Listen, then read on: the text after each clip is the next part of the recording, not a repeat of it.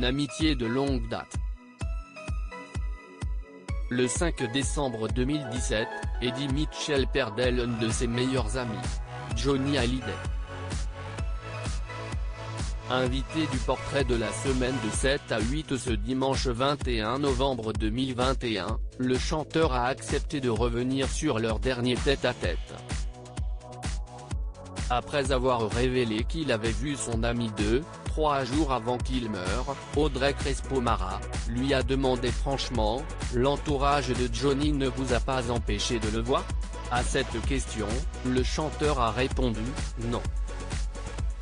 Non, moi, je n'ai jamais eu de contrainte au niveau de la famille. » Évoquant leur dernière discussion, Eddie Mitchell a révélé, il regardait un film. On ne parlait de rien du tout. On ne parlait pas. Il avait envie de regarder un film, en même temps de se coucher, de dormir, de se reposer. Il n'avait pas la force, et moi, j'avais pas envie de l'emmerder. Donc, j'avais envie de lui foutre la paix, de le laisser tranquille. Désirant en savoir plus, la journaliste lui a demandé, qu'est-ce ce qu'on dit à son ami, à son frère donc, quand on sait que le temps est compté? Est-ce qu'on lui dit plus qu'on l'aimait, par exemple?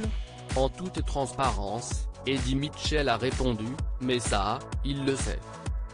Si on est là, si est-ce qu'on l'aimait. Il n'y a pas besoin de le dire, parce que ça, si est du trop. Ça, si est du roman de gare.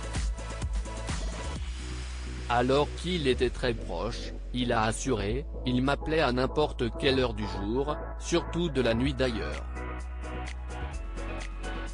On avait une relation qui était vraiment plus qu'amie, qui était presque fraternelle.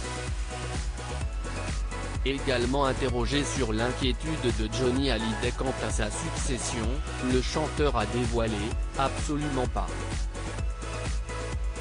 Je crois qu'il s'en foutait cordialement. Parce qu'il avait un autre problème, c'était sa survie. Alors, derrière lui, au revoir. Il l'a prouvé d'ailleurs. Eddie Mitchell, il savait que c'était fini 2 semaines plus tôt, le chanteur avait déjà évoqué la fin de vie de Johnny Hallyday dans les colonnes du Parisien. Quand je suis allé le voir à la clinique, je savais que c'était râpé. Les Toubib nous l'avaient dit, il rentrera à la maison et puis. Ce jour-là, Johnny disait encore des conneries, ce qu'il savait très bien faire, fait chier, je suis en train de faire un album et il me manque 2 titres. C'était son obsession, si est quand même génial, avait-il dévoilé. Enfin, il avait ajouté, quand il a quitté la clinique, il savait que c'était fini. Je l'ai revu chez lui et sur son lit de mort. Loading DJ.